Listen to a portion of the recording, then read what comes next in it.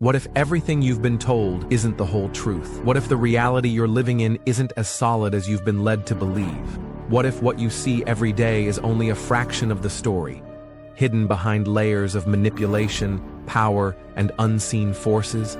Join me as we explore the strange, the mysterious, and the unexplainable. We dive deep into the things they don't want you to know. But the question remains, is this your reality?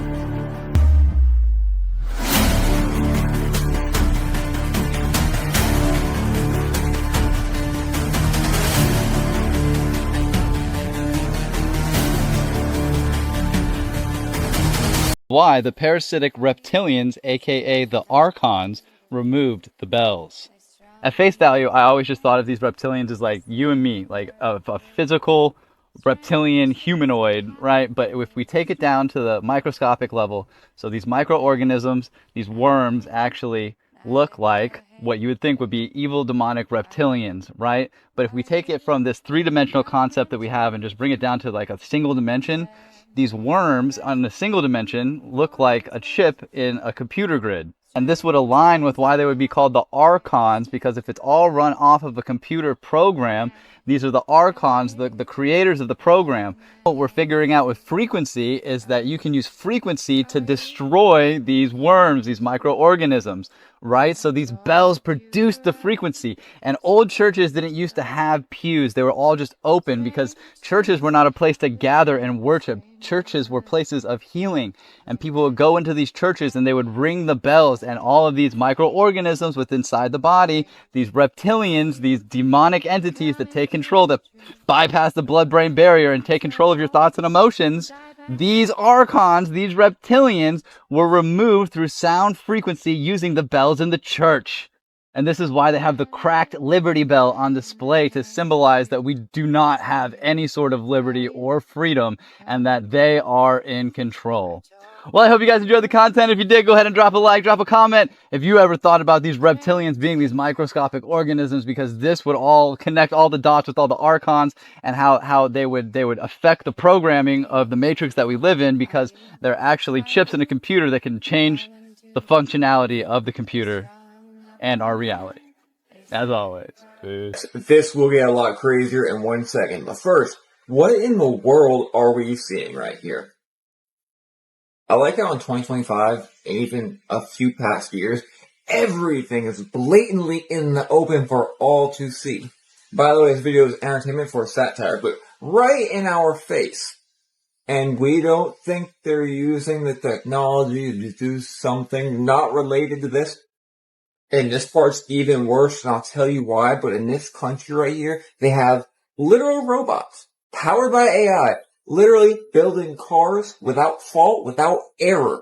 So let me ask you this. If they can build cars, what else can they do? Everything. Do you really believe that your job is going to be secured in 10 years when they're selling robots just like this for what, 10 grand? Say you get paid 60 grand. They could replace you with 6 of you that would never make an error. And you would not be able to find work. You would own nothing. And you would also be happy watching things like this on your TV. Everybody you know will be affected. You better find some kind of work or job or side job where you work for yourself and they can't do it better than you. In 2025, nothing is real. The ISS hoax, NASA's $150 billion fake space station. They say this tiny blurry dot is a massive space station with astronauts floating inside. But is that really true? NASA claims the ISS is real, but why are there no high-res independent images of it? And why does everything about their footage look fake? From suspicious green screen glitches to weird floating hair, dubious gravity, and more. NASA says the ISS is over 350 feet wide, but when amateurs look through telescopes, all they see is a bright dot moving fast across the sky. Some claim to have captured images of its shape, but why are they always low quality, while we can take crystal clear pictures of Saturn's rings from Earth? Where are the real-time, high-definition, independent live videos of the ISS? NASA controls all the best footage and images. And why do they never turn the camera and show us the Earth from their position in view? And why does women's hair in space always look like it's drenched in hairspray? Shouldn't it float naturally instead of standing stiff and frozen? Compare this to real zero-G footage from parabolic flights. Hair floats naturally, but NASA's looks like it's been styled to stay in place. Why? Astronauts have been caught on video grabbing at harnesses and making bizarre hand motions. Are they in zero gravity? Or just suspended on wires? How do we explain the strange green screen artifacts and disappearing objects in NASA's live feeds? Is this really filmed in space, or just another Hollywood-style production? NASA has spent over $150 billion on the ISS. Where did all that money go? Could it be funding something else while we're distracted by the space station illusion? Why hasn't private space tech advanced to build a better station after 25 years? Yes, we see something flying overhead, but does that prove astronauts are living inside?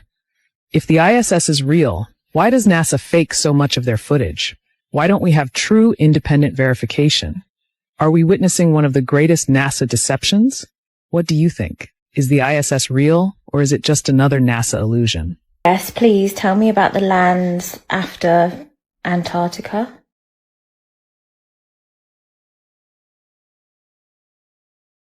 All right, here we go.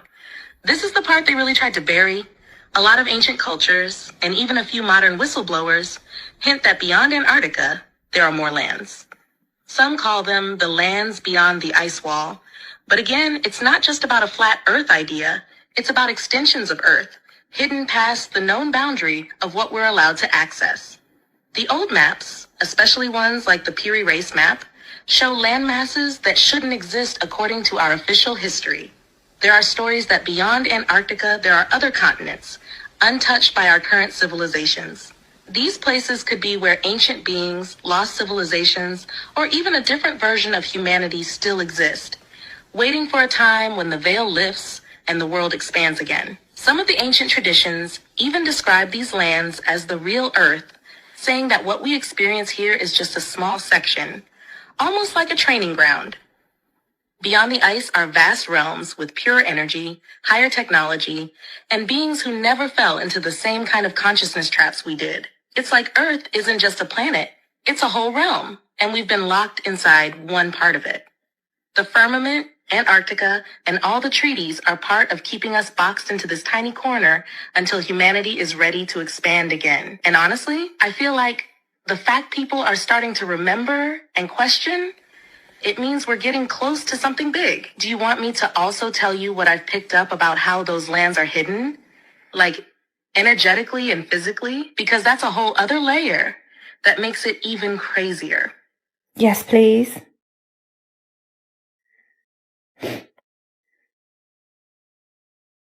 All right, so this next part might feel even bigger, but stay with me. The lands beyond aren't just hidden by physical barriers like ice or harsh weather. They're hidden through frequency separation, meaning the Earth is layered, kind of like an onion.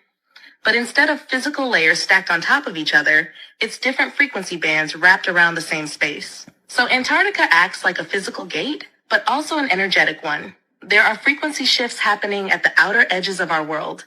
And unless you're vibrating at the right level, meaning your body, your mind, your consciousness, you literally can't perceive or access those next lands.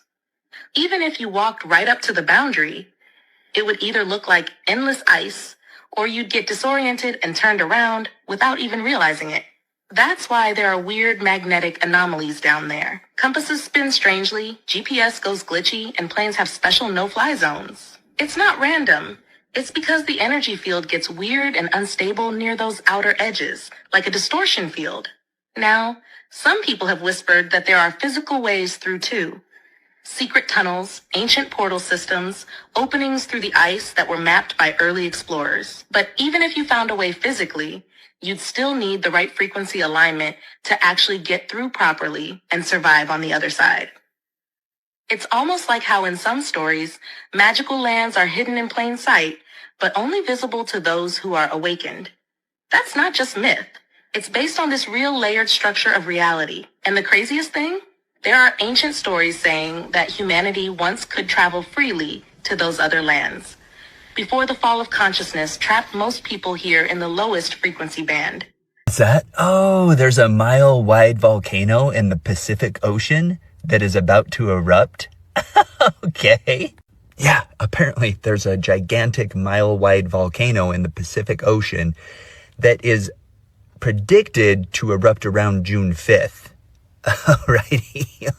Now, with the volcano being in the ocean, the lava isn't going to reach land. So that's not the concern, okay? The concern is that it is predicted to cause around 10,000 earthquakes around the world, alrighty? Now, the span of these 10,000 earthquakes are predicted to happen just in one day. Okay. Only issue is they don't know how big these earthquakes are going to be. But based on what information they have been able to gather, they should be lower end earthquakes. Alrighty.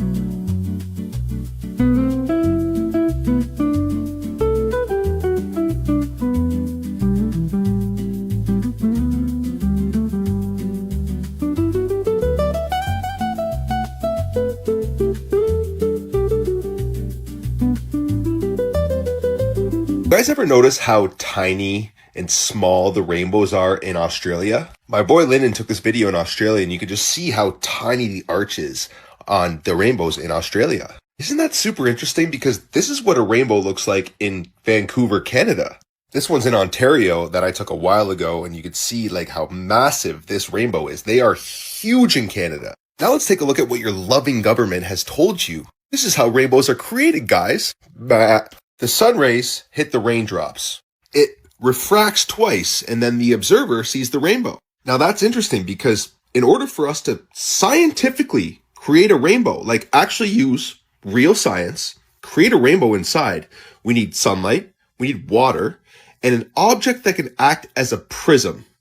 So where's the prism here? We got sunlight, we got water, but where's the prism? Now, if this is really what's happening here, guys, how is it that Australia's rainbows are like this, and then Canada's rainbows are like this? Almost as if there is a prism of some sorts, and maybe that prism is higher in Canada than it is in Australia. Now we're going to take this even one step further and show you what a rainbow looks like in Antarctica. It's pretty much touching the ground. Again, if this is happening, how is that possible? It's pseudoscience. Prism, we need a prism, water, and sunlight, real science. We can do this ourselves. We can tangibly measure it, observe it, and repeat it, which is the definition of science. Now, hold on just a minute. I don't know if you guys have read the Bible or researched our ancient ancestors. You know, these people that were much more wise than you are. They've told us many times in many different ways that there is a firmament over the earth, a dome, the shape of a rainbow. And God made the firmament and divided the waters which were under the firmament from the waters which were above the firmament, as above, so below. Genesis 1:7. Water, sunlight, prism. All right, so according to the Bible and our ancient ancestors, this is what the earth actually looks like. This is an old map. This is the standard map of the world before the world elites came along, by the way. Antarctica is a 360-degree ice wall around our stationary flat earth. And if there's a dome encompassing the earth, it would be the highest point in the middle, right? The edges are in Antarctica. Here's Canada. Canadian rainbows. Here's Australia. Australian rainbows. And here, and all-encompassing, is Antarctica. And here is Antarctica's rainbows. Now, rainbows are 100% proof that we live under a dome.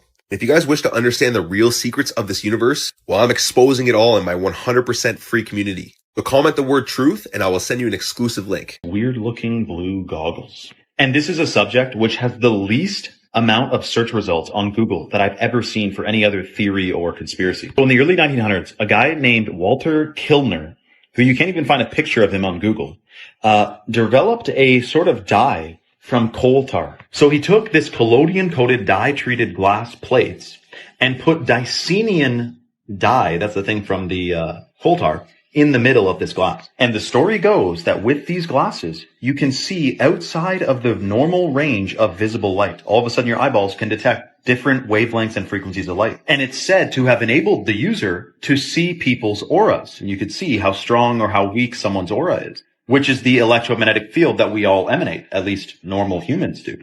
But where this gets a little crazy, it's said that Walter Kilner, when he wore these glasses in public, not everyone had an aura. Not just a weak aura, but no aura at all. You remember the movie They Live? When he puts on glasses, he can see the aliens in the crowd that normally without the glasses just look like normal human. Some say this movie was actually based on the events of Dicenian glass. And then, of course, Walter's place gets raided and all of his equipment confiscated, and this gets totally buried and no one knows anything about it to this day, except for a couple stories floating around the internet. So I'm going to try to get some Dicenium and make my own Dicenium glasses, and I'll see you and see if you're real. Center. I will explain. If our world had in that cloud, it would be very difficult to be reached from a distance. By another cloud being in the middle, it is more easily to be reached and worked by other civilizations.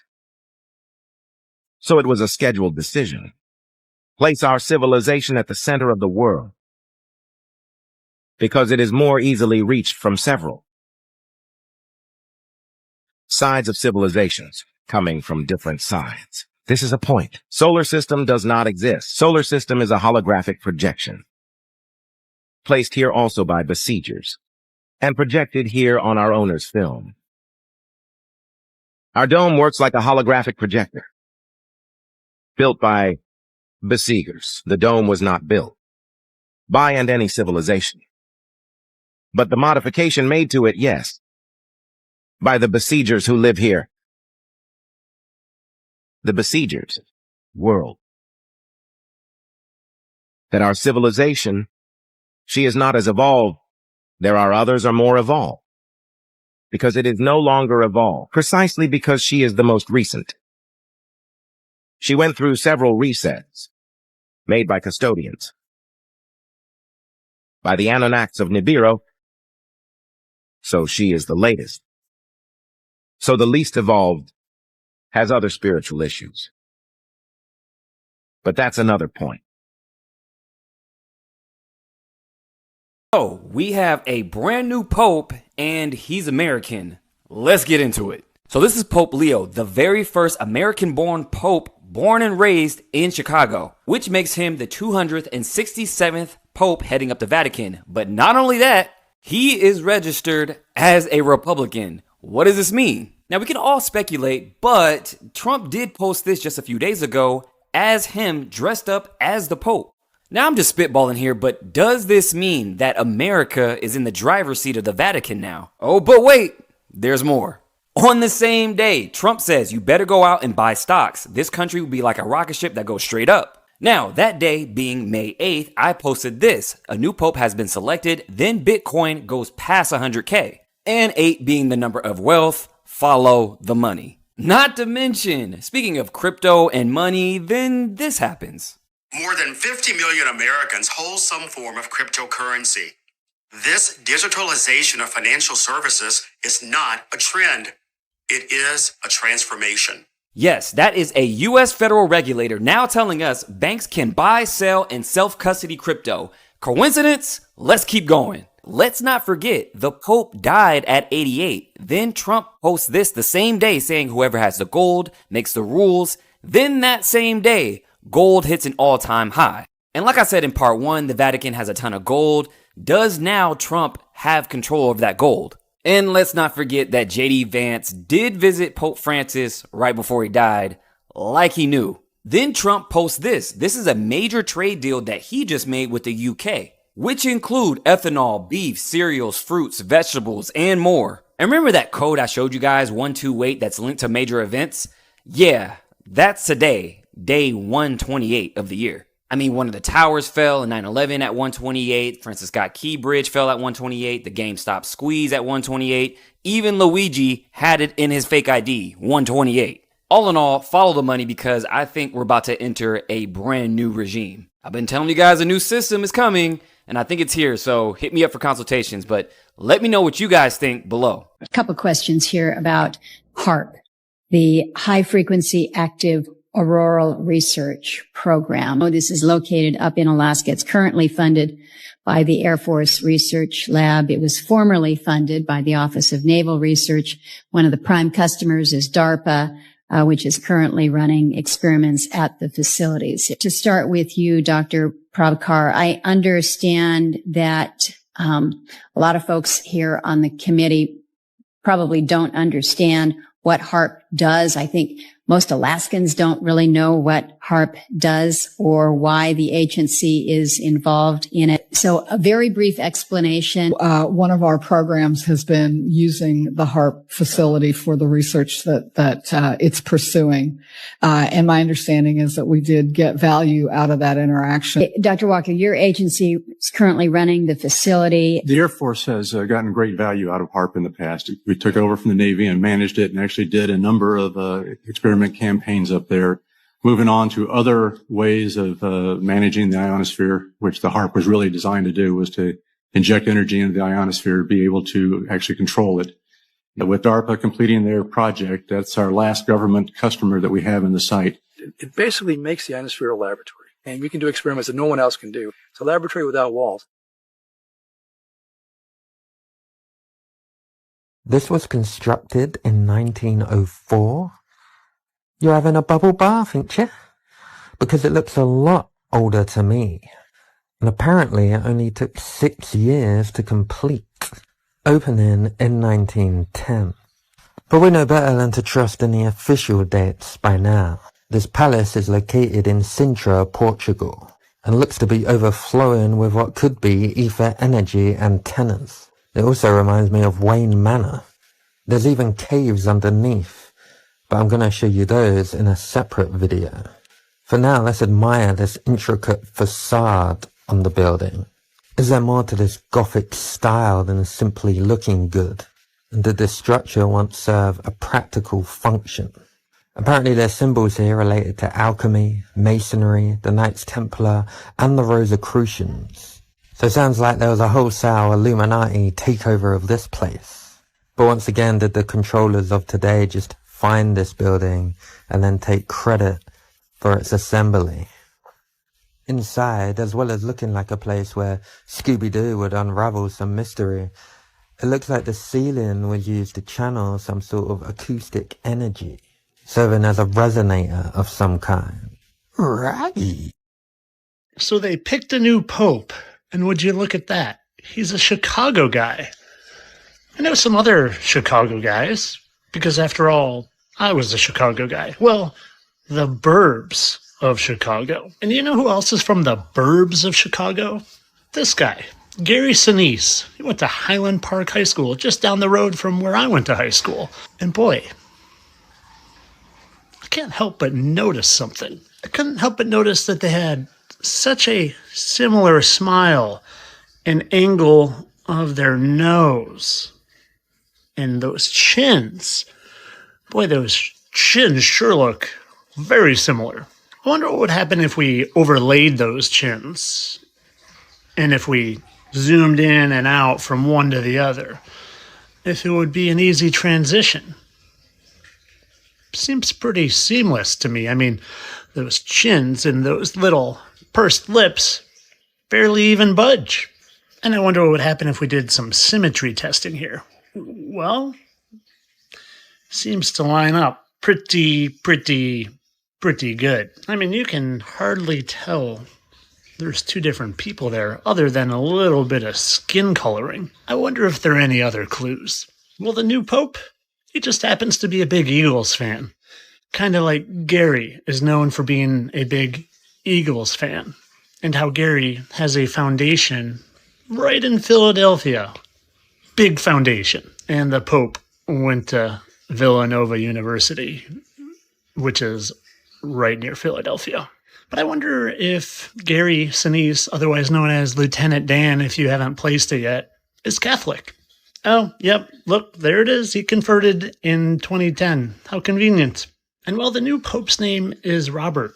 And if you remember back to last week, they like to give us clues with their names as tributes to their parents, like Bradley Cooper played a character named Martha, and his mom is Martha Stewart.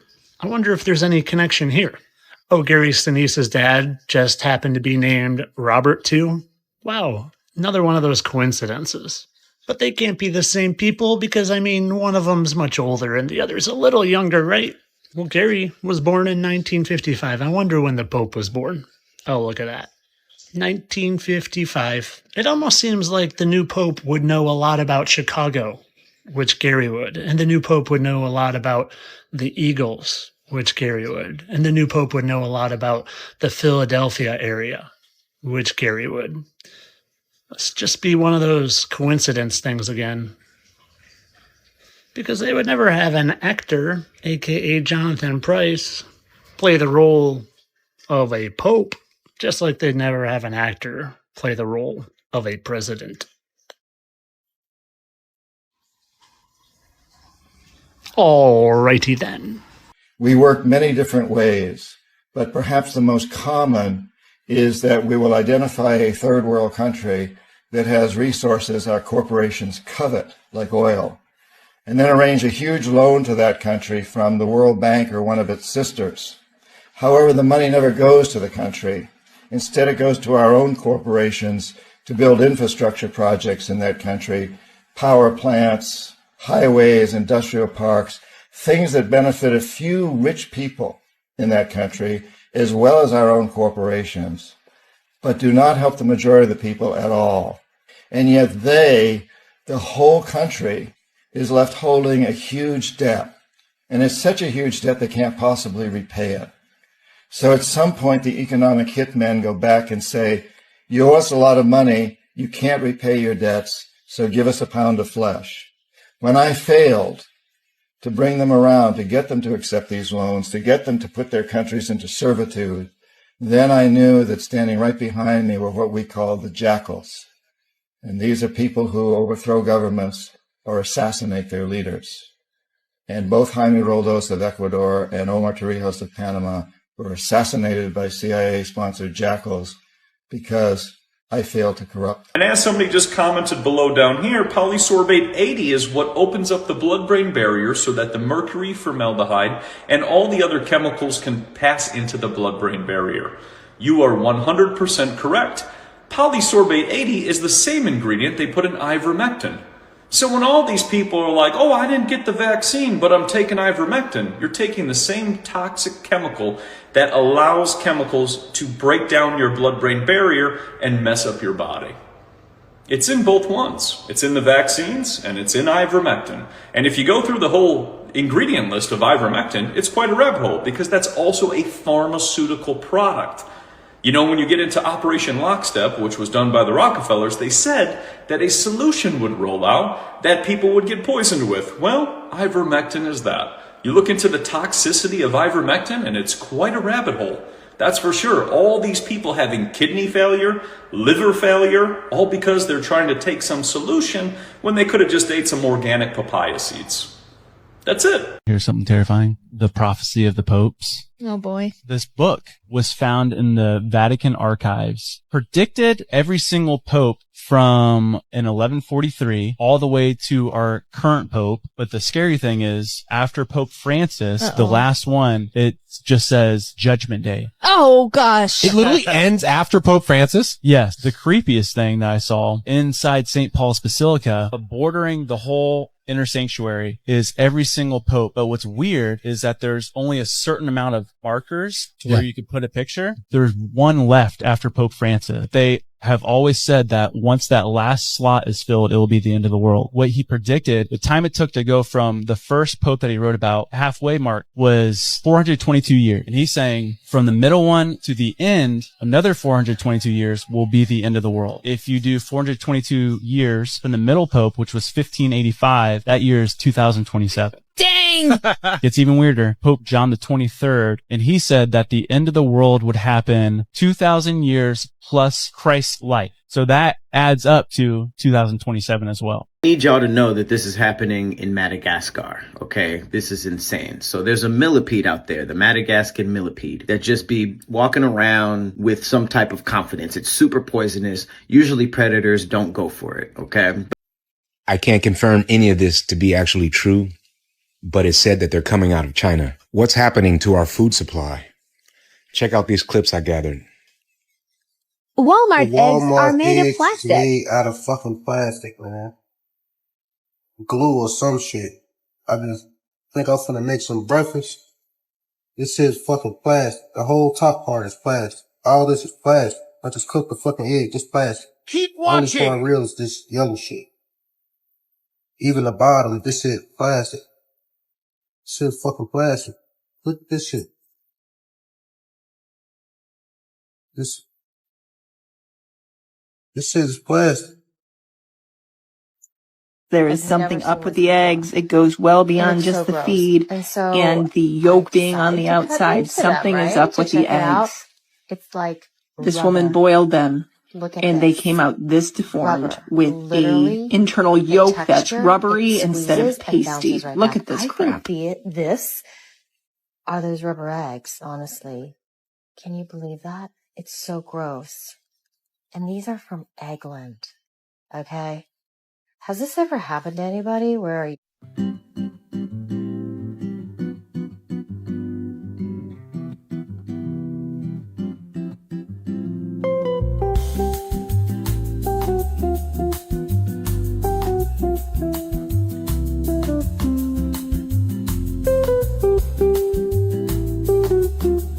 Somebody said, what about AirPods? AirPods are cooking your brain.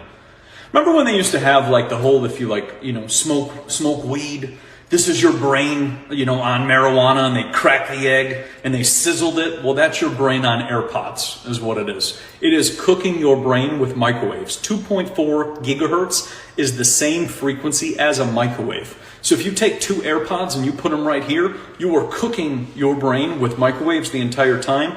And it's also scanning your brain waves. So it's important to use wired headphones if you decide to use them rather than AirPods. AirPods are designed to cause dementia and Alzheimer's and memory loss. And that's all it is. That's why they gave you the convenience of AirPods, is to cook the mind with microwaves the entire time. And you get into AirPods and the patents for that and how it's scanning your brain and it's sending it into Apple and then it's sending it into your boss. You got to understand what you're consenting to. Whenever you bring wireless technology into your house, you're consenting to something without realizing. Because it's already scanning things. It's already getting your house. It's seeing your valuables. It's seeing where you sleep. It's monitoring you all the time. That's why they want everybody having Wi-Fi, because then they can see everything in your house. They can see where your money is. They can see where your bang bang is. They can see where all your different stuff is in your house. They can see where you sleep at night. They know exactly that with Wi-Fi. That's why I don't bring any of that stuff into my place. And you can just go look up all the patents, because they're all on Google. They don't even hide them. They put it all out there because they don't care. All right, check this out. This person took a photo of the sun at the exact same time every single day over a 3-year period. Look at this. Look at this. This is the movement. Now, imagine seeing this. Imagine seeing this with your own 2 eyes, your own senses and everything, and then still thinking that this is what's really going on. We're spinning at 1,000 miles per hour, orbiting the sun at 66.6 thousand miles per hour, and also hurtling through space at 1,000,000 kilometers per hour. Bro, do you guys have any sort of logic whatsoever? Can you use critical thinking at all? Can you use your own 2 eyes? Because I don't think you can. Here is the planet Venus traced in the night sky over an 8-year period. Every 8 years, this is what it does. And you guys think that we're spinning at 1,000 miles per hour, orbiting the sun at 66,000 miles per hour, also hurtling through space at 1,000,000 miles per hour. This is what it does every 8 years. Perfect, mathematically precise, sacred geometry created by God. Just like all of nature creates mathematically precise, sacred geometry. This is the intelligent mind of the creator. What this lie is selling you is no creator. There is no God. This came from a big bang. Everything is, we're just hurling through space. It's all just this big coincidence. This, order came from chaos. Makes zero fucking sense. Wake up. This is Polaris, the North Star. It doesn't move. It does not move. It stays fixed and stationary in the night sky for fucking ever. It never moves. The stars around it do perfect circles. They do perfect circles around Polaris that never moves. But you guys think that we are spinning at 1,000 miles per hour, orbiting the sun once again and hurtling through space. If that was the case, it's impossible that Polaris would be stationary. It's also impossible that the fucking stars would do perfect circles around Polaris. The stars would do all sorts of crazy patterns. All sorts of crazy patterns. You just need to think. That's all you need to do is think. But you guys don't know how to think. All you do is know how to regurgitate what you've been told your whole entire lives, what you've been programmed to believe. And you've been programmed to believe a fucking lie. Think about this. If you truly believe that this is going on and Polaris stays fixed in the night sky, it stays stationary, and all the stars do perfect circles around it, but we're really doing this, you are very, very, very stupid. You constantly laugh in your face by putting the shit in the media, putting it right in front of your eyes, making movies about the dome and all this. It's right in front of you. All of our ancient ancestors knew the truth. If you want to know the truth of this reality and crack the codes of this matrix, then comment the word truth below.